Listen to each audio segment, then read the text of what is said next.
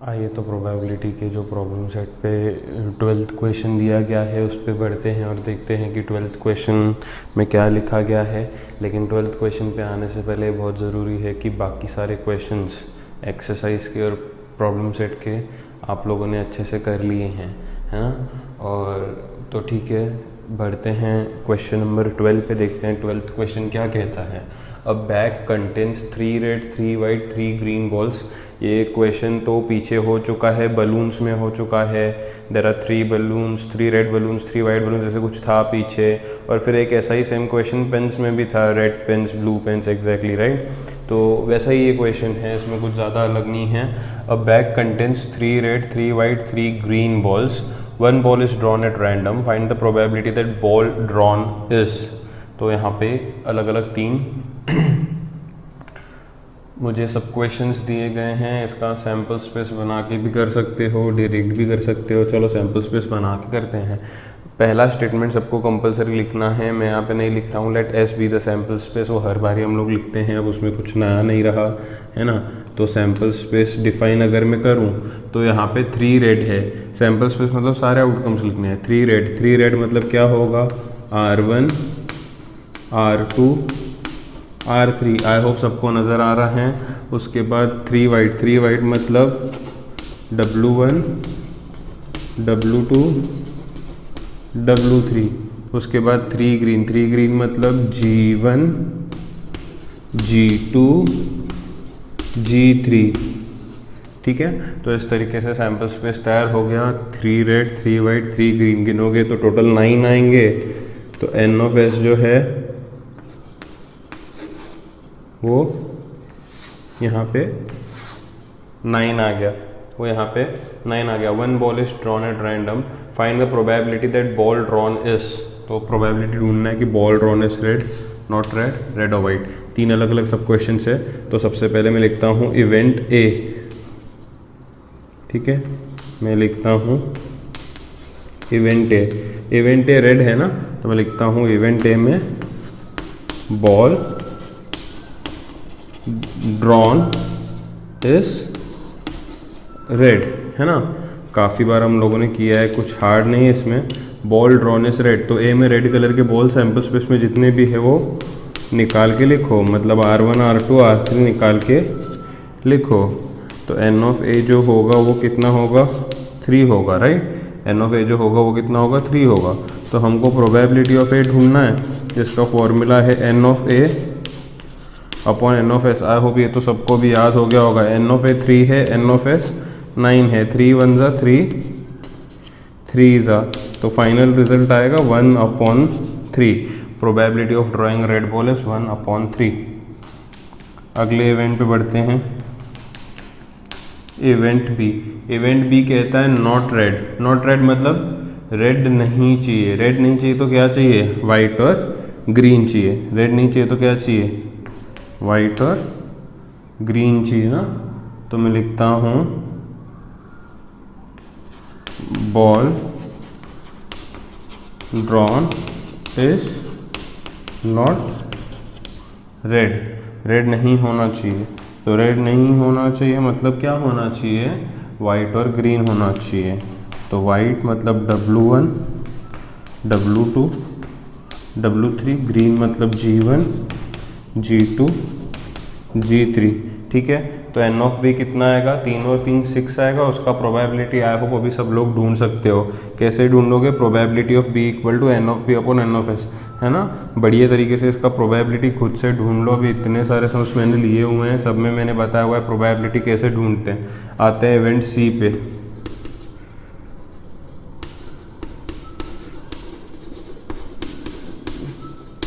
Event सी में लिखा गया है रेड और वाइट, है ना। बॉल ड्रॉन इज बॉल, ये तो इवेंट सी है, बॉल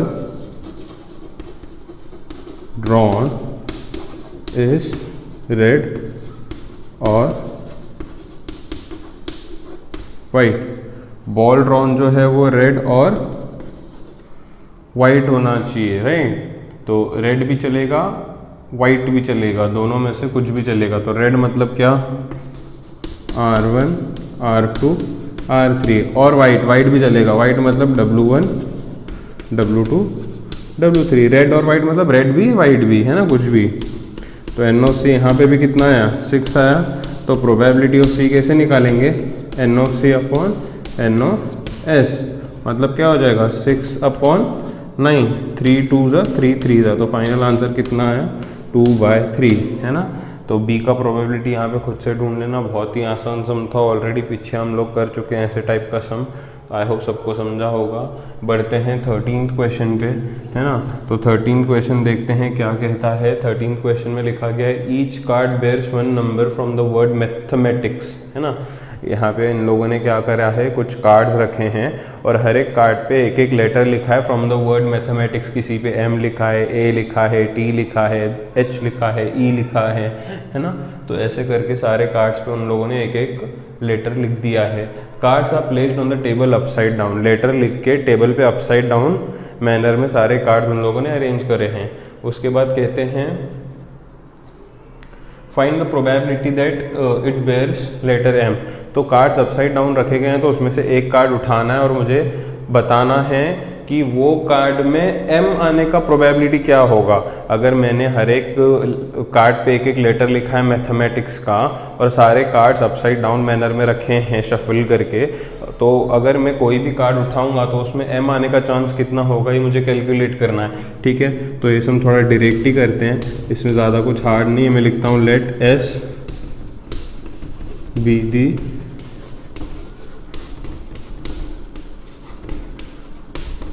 सैम्पल स्पेस। अभी क्या है ना कि सैम्पल स्पेस में तो सारे आउटकम्स आते हैं, है ना। तो सारे आउटकम्स पे जो भी हमारे कार्ड्स है वो आउटकम्स है लेटर्स के फ्रॉम द वर्ड मैथमेटिक्स, है ना।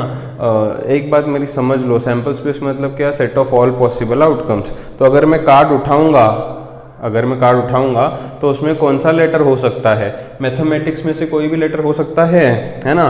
तो सैम्पल स्पेस में सारे के सारे लेटर्स ही आएंगे ना। सैम्पल स्पेस मतलब set of all possible outcomes है, तो उसमें ये सारे के सारे लेटर्स ही आएंगे। तो मैं सैम्पल स्पेस यहाँ पे बनाता नहीं हूँ अलग से, क्योंकि ऑलरेडी यहाँ पे इन लोगों ने मैथमेटिक्स दे रखा है ना। मैं तुम लोग को चाहिए तो तुम लोग लिख सकते हो, लेकिन मैं डायरेक्टली लिख रहा हूँ N of S. N of S कितना है, मैथमेटिक्स में कितने लेटर्स है गिनो, 1 2 3 4 5 6 7 8 9 10 11, कितने हैं 11 हैं। उनको क्या चाहिए, प्रोबेबिलिटी एम का प्रोबेबिलिटी चाहिए। तो लिखता हूँ इवेंट ए।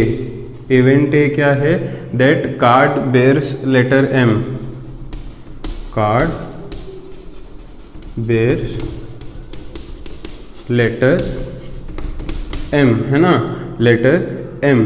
तो सीधे मैं लिखता हूँ एन ऑफ ए। ऐसे कितने कार्ड्स होंगे जिसपे एम होगा, है ना। मैथमेटिक्स में एम कितने बार आता है, 2 बार ही एम आता है। तो कितने कार्ड्स होंगे टेबल पे जिन पे एम होगा, 2 कार्ड्स होंगे, है ना।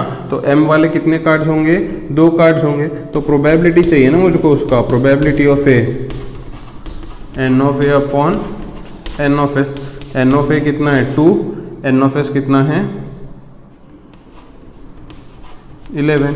तो probability of getting a letter M is 2/11। I hope सबको समझा, काफ़ी सिंपल था, ये भी कुछ मुश्किल नहीं था। फटाफट पॉज करके नोट कर लीजिए।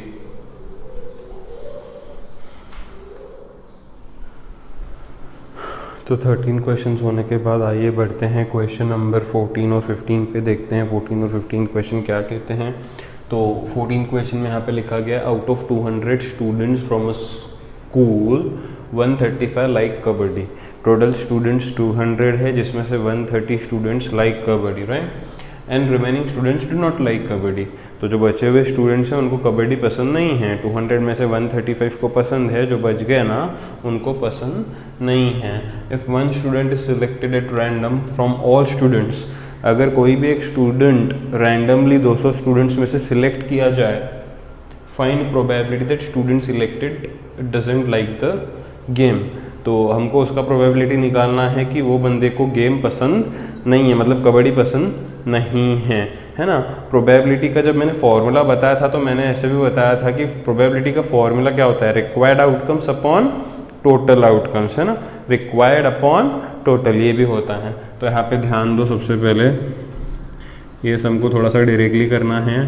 तो टोटल स्टूडेंट्स कितने हैं 200 है, तो मैं लिखता हूँ total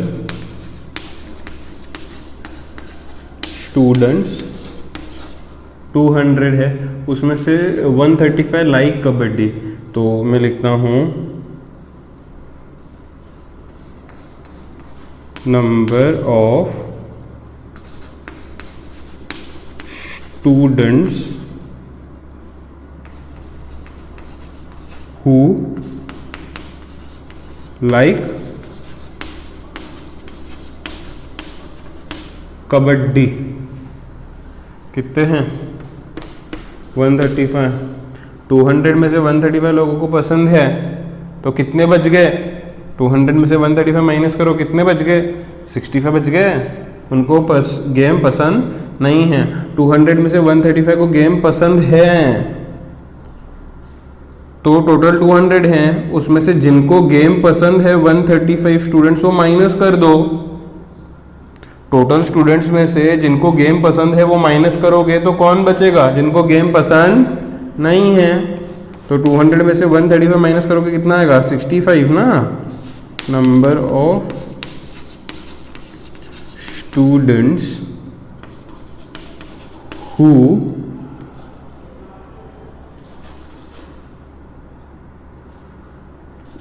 don't like kabaddi equal to 200 minus 135 equal to ऐसे 65 स्टूडेंट्स है। मुझे इन्हीं स्टूडेंट्स का प्रोबेबिलिटी चाहिए। Probability that student selected doesn't like kabaddi, doesn't like kabaddi का ही चाहिए मुझे, है ना। तो probability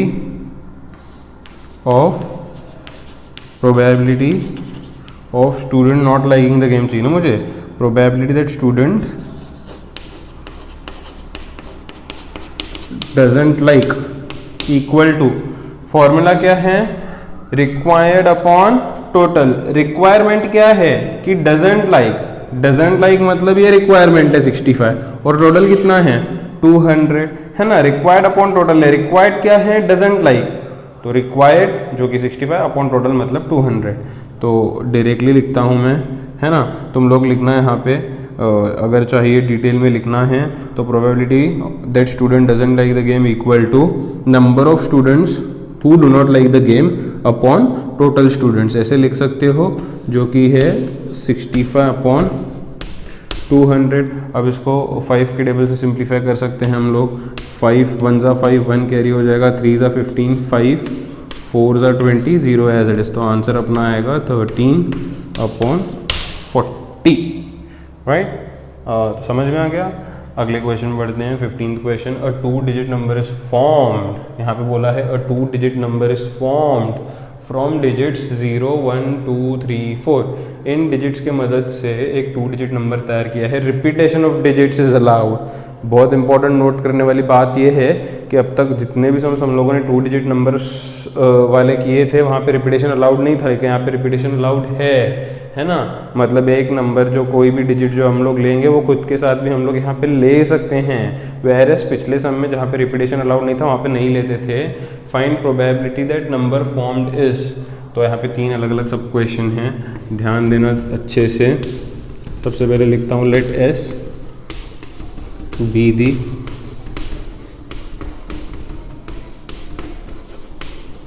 sample space, S be the sample space. तो यहाँ पे मैं सैम्पल स्पेस लिखता हूँ, इनसे मैं 2 डिजिट नंबर बनाता हूँ, है ना। अगर मैं 0 को किसके साथ भी लिया तो 0 1 0 2 0 3 0 4, या 0 को खुद के साथ भी लिया तो भी चलेगा क्योंकि रिपीटेशन अलाउड है ना 0 0। तो ये सारे जो नंबर्स तैयार होके आएंगे, 0 1 मतलब 1 होगा, 0 2 मतलब 2 होगा, ये तो सिंगल डिजिट नंबर है। मुझे इन लोगों ने बोला है 2 डिजिट नंबर इज फॉर्म, तो 0 को किसी के साथ लेने से 2 डिजिट नंबर नहीं बनता, तो हम लोग फिर 0 को किसी के साथ भी नहीं लेंगे। अब 1 को लेंगे।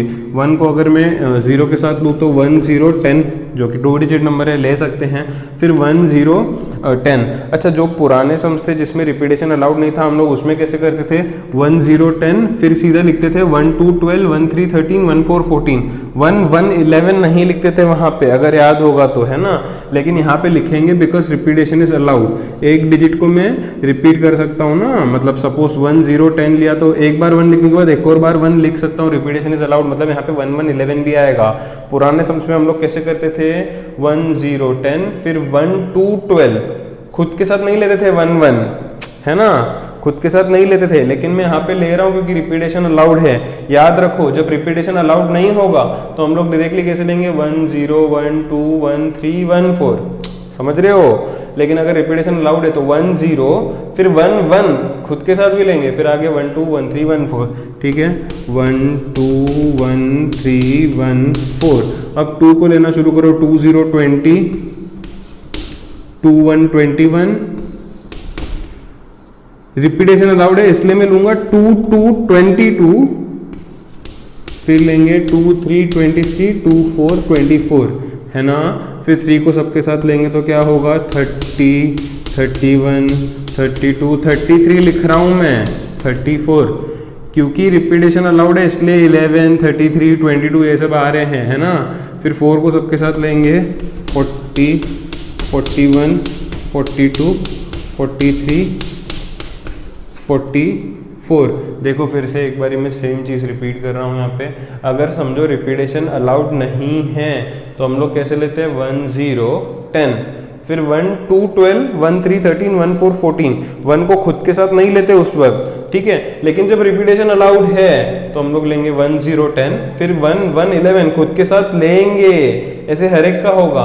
सपोज रिपीटेशन अलाउड नहीं है तो 2 को कैसे लेंगे, 2 0 20, 2 1 21, 2 3 23, 2 4 24, खुद के साथ नहीं लेंगे। लेकिन जब रिपीटेशन अलाउड है तो खुद के साथ भी लेंगे, जैसे 2 0 20, 2 1 21, 2 2 22, 2 3 23, 2 4 24। थोड़ा सा ध्यान से इसको करना है, राइट। तो ये गिनो कितने हैं, 1 2 3 4 5 6 7 8 9 10 11 12 13 14 15 16 17 18 19 20। तो नंबर ऑफ सैंपल पॉइंट्स यहाँ पे 20 आ गए हैं। शुरू करते हैं इवेंट ए।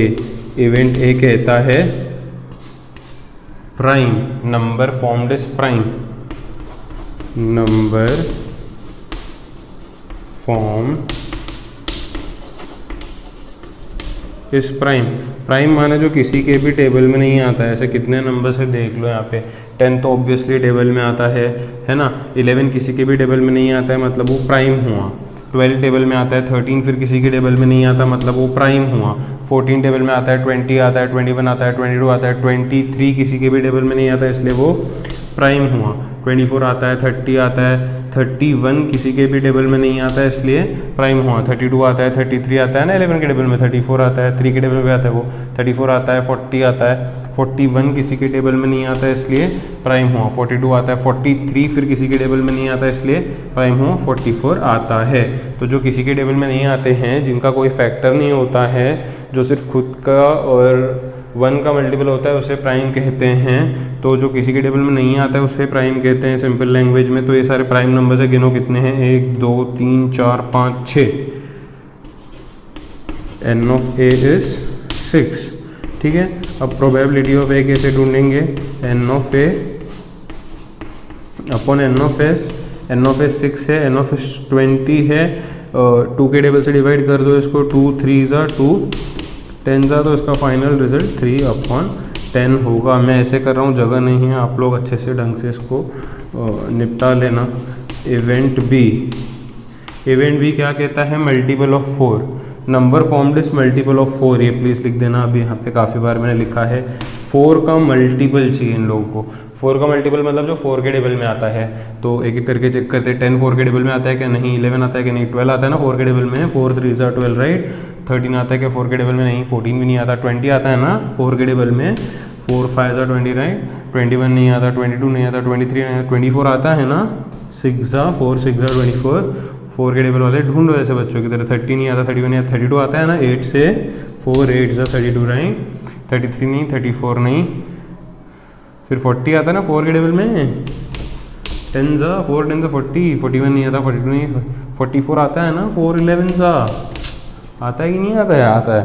तो ये कितना हो गया? 1 2 3 4 5 6। फिर से सेम होगा, जैसे एन ऑफ ए का 6 आया था तो उसका प्रोबेबिलिटी 3/10, इसका भी सेम ही होगा। कर लोगे खुद से प्रोबेबिलिटी? कर लोगे ना? क्या बात है, क्या बात है, खुद से कर लो इसका प्रोबेबिलिटी। ठीक है, खुद से कर लो, है ना, खुद से कर लेंगे इसका प्रोबेबिलिटी सब लोग, बी का प्रोबेबिलिटी खुद से कर लेंगे। आते हैं थर्ड सब क्वेश्चन पे, जो कि है मल्टीपल ऑफ 11, मल्टीपल ऑफ, जी हाँ 11। ठीक है, तो यहाँ पे लिखना मल्टीपल ऑफ 11 बोल के, तो लिखते हैं मल्टीपल ऑफ 11 मतलब 11 के टेबल में कौन से आते हैं। एक तो 11 जो है यहाँ पे 11 1 ज़ा 11 होता है, आता है 11 2 ज़ा 22 आता है, 11 3 ज़ा 33, 11 4 ज़ा 44, ये 4 ही मल्टीपल हैं 11 के यहाँ पे। तो 11 22 33 44, एन ऑफ सी कितना आया? 4, है ना। तो प्रोबेबिलिटी ऑफ सी कैसे निकालेंगे?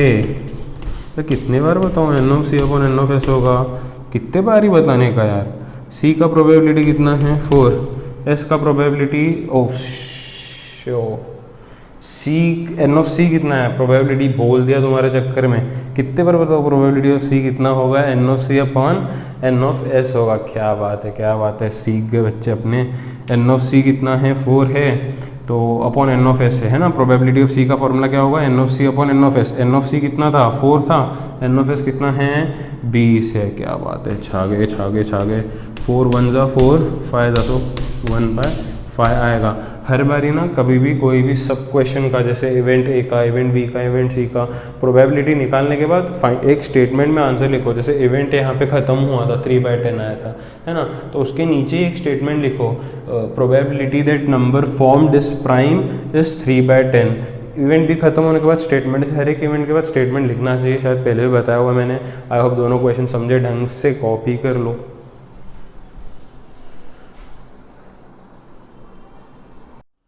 तो आइए बढ़ते हैं प्रॉब्लम सेट के आखिरी क्वेश्चन पे, जो कि है क्वेश्चन नंबर 16, और देखते हैं क्वेश्चन नंबर 16 में क्या लिखा गया है। क्वेश्चन नंबर 16 में कहा गया है the faces of die bear number 0 1 2 3 4 5।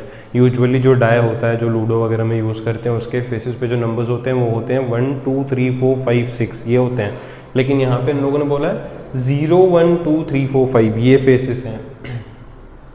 If the dice role twice, अगर वो डाई को 2 बारी रोल कर रहे हैं, जैसे 1 2 3 4 जो नॉर्मल वाला डाई होता है जिसपे 1 2 3 4 5 6 होता है, उसको अगर 2 बार रोल करते तो उसका सैम्पल स्पेस कैसे लिखते हैं? याद होगा सबको, 1 1 1 2 1 3 1 4 1 5 1 6 2 1 2 2 2 3 2 4 2 5 2 6 6 6 तक लिखते हैं ना।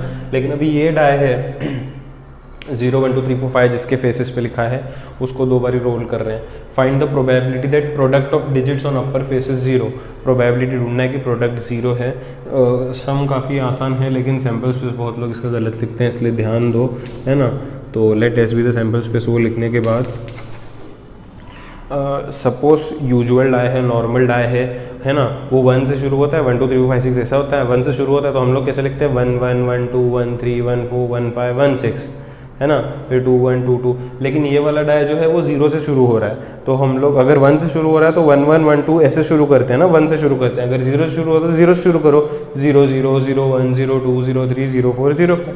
वो तो ज़्यादा कुछ हार्ड नहीं है, लेकिन बस थोड़ा सा 0 0 0 1 0 2 0 3 0 4 0 5, है ना, 0 0 0 1 0 2 0 3 0 4 0 5। अभी उसके बाद 1 को सबके साथ ला ना, 1 0 1 1 1 2 1 3 1 4 1 5, फिर 2 को सबके साथ लो फटाफट, 2 0 2 1 2 2 2 3 2 4 2 5। यहाँ पे रिपीटेशन अलाउड वगैरह नहीं रहता है, यहाँ पे 2 डिजिट नंबर नहीं बना रहे हम लोग, 2 डाइस को रोल कर रहे हैं। तो दोनों डाइस, पहले डाई पे भी 2 दूसरे डाई पे भी 2 आ सकता है ना। तुम लोगों ने वगैरह क्या बोलते हैं, बिजनेस वगैरह गेम तो खेला होगा ना, दोनों डाई रोल करेंगे तो दोनों पे 1 1 हो सकता है ना। 2 डिजिट नंबर वाले सब में, और इसमें कन्फ्यूजन मत क्रिएट करना, है ना। 2 को सबके साथ ले लिया। अब 3, पहले डाई पे 3 आया, दूसरे पे 0 आया, हो सकता है। पहले डाई पे 3 आया फिर 1 आया, हो सकता है। 3 के साथ डाई पे 2 आ सकता है, दोनों 3 भी हो सकते हैं। आई होप समझ रहा है अभी।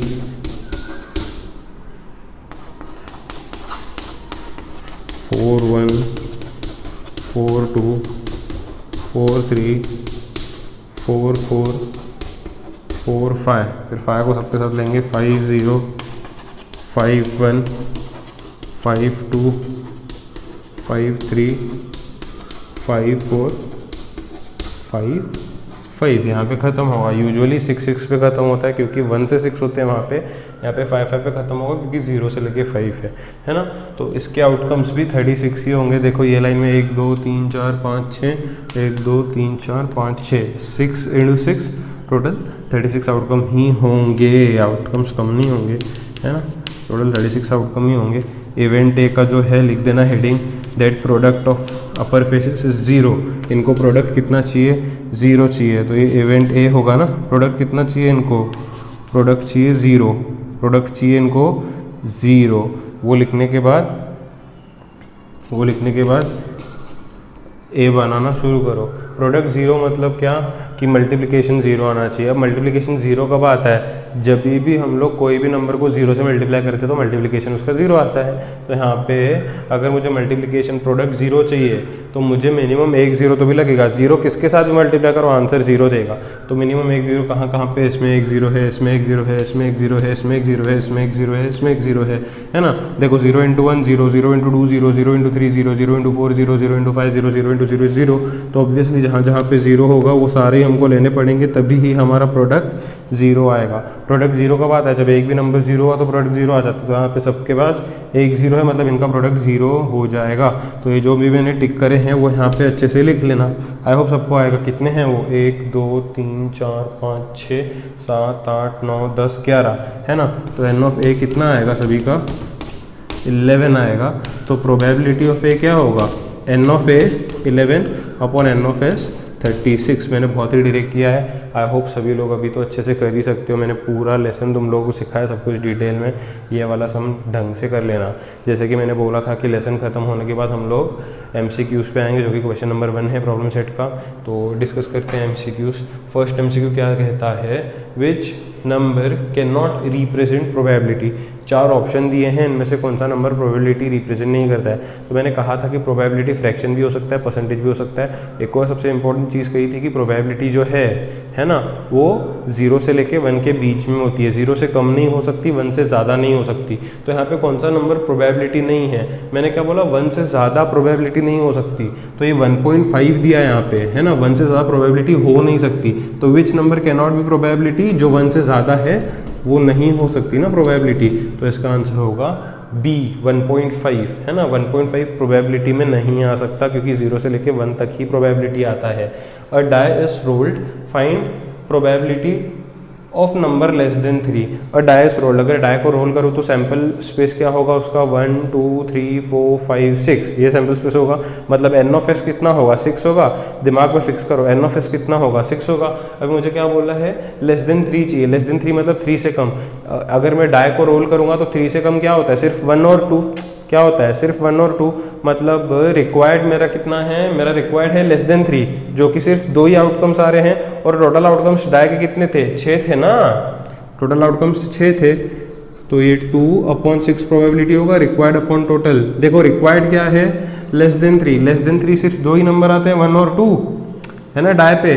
और टोटल 6 होते हैं डाई पे। तो रिक्वायर्ड अपॉन टोटल आ गया। तो इसका प्रोबेबिलिटी कितना होगा? 1/3 होगा। तो 1/3 कौन सा ऑप्शन है? फिर से ऑप्शन बी आएगा, है ना। थर्ड क्वेश्चन पढ़ते हैं। What is the probability that number chosen from 1 to 100 is prime number. तो 1 to 100 में प्राइम नंबर्स का प्रोबेबिलिटी चाहिए। तो एक चीज़ याद रखो कि 1 से लेके 100 तक 25 प्राइम नंबर्स होते हैं। कितने प्राइम नंबर्स होते हैं? प्राइम नंबर मतलब जो खुद के टेबल में आते हैं। जैसे 2 है, इवन प्राइम है 2, तो 3 है, 5 है, 7 है, 11 है, 13 है। ये सारे नंबर्स प्राइम है जो किसी के टेबल में नहीं आते, मैंने पहले बताया हुआ है। तो मुझे प्राइम नंबर का प्रोबेबिलिटी चाहिए फ्रॉम 1 to 100। अब टोटल कितने नंबर्स है? 100। टोटल कितने नंबर्स है? 100। टोटल कितने नंबर्स है? 100। बार बार बोल रहा हूँ मैं। और मुझे क्या चाहिए, प्राइम नंबर। मुझे क्या चाहिए, प्राइम नंबर। प्राइम नंबर कितने होते हैं 1 से लेके 100 में, मैंने बोला 25 प्राइम नंबर्स होते हैं। तो प्रोबेबिलिटी का फॉर्मूला क्या है, रिक्वायर्ड अपॉन टोटल। रिक्वायर्ड क्या है, प्राइम नंबर जो कि 25 है, अपॉन टोटल कितने हैं 100 नंबर्स हैं। तो प्रोबेबिलिटी कितना होगा, 25 1 ज़ा 25 4 ज़ा 1/4। देखो कोई ऑप्शन है क्या, यहाँ पे ऑप्शन सी है 1/4, तो वो अपना आंसर होएगा, है ना। उसके बाद बढ़ते हैं क्वेश्चन नंबर 4 पे। देयर आर 40 कार्ड्स, यहाँ पे बहुत ही बड़ा क्वेश्चन था, मैंने शॉर्ट में लिखा है। There are 40 cards and 1 card is drawn at random, ऐसे कुछ है। Find the probability that card drawn is multiple of 5। मुझे मल्टीपल ऑफ 5 चाहिए। कितने कार्ड्स हैं टोटल, 40 कार्ड्स हैं। कितने कार्ड्स हैं, 40 हैं। तो टोटल तो यहाँ पे 40 आ गया, टोटल तो यहाँ पे 40 आ गया। उसमें से मुझे मल्टीपल ऑफ 5 चाहिए। तो 40 तक 40 कार्ड्स है ना, सब पे एक एक नंबर लिखा है 1 2 3 4 40 तक। 40 तक 5 के कितने मल्टीपल्स होते हैं, चेक करो। 5 1 ज़ा 5 है ना। 40 तक कितने मल्टीपल्स होते हैं, 5 10, 5 के मल्टीपल्स चाहिए ना, 15 20 25 30 35 40, 8 मल्टीपल्स आते हैं, है ना। तो 5 के कितने मल्टीपल्स आते हैं, रिक्वायर्ड मल्टीपल्स 5 के 8 है, अपॉन टोटल कितने हैं 40 है ना। तो 8 अपॉन 40 आएगा, 8 1 ज़ा 8 5 ज़ा 40। तो आंसर 1/5 होगा यहाँ पे। 1/5 तो ऑप्शन ए ही है। तो ये आ गया मेरा रिक्वायर्ड अपॉन टोटल से। आई होप ये भी सबको समझा। बढ़ते हैं आखिरी क्वेश्चन पे। यहाँ पे बोला इफ़ होगा यहाँ पे,